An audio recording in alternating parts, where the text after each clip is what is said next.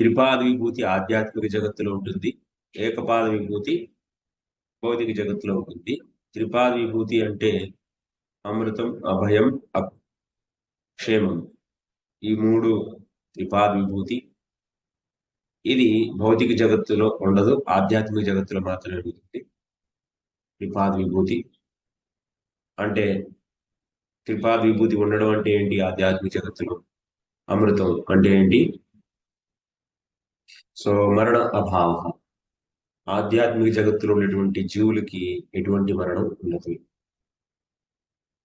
మరణం పొందనటువంటి జీవనం కావాలి అనుకుంటే మనం ఏం చేయాలి? ఆధ్యాత్మిక జగత్తుకి వెళ్ళాలి. దాంట్లో చివరి భాగం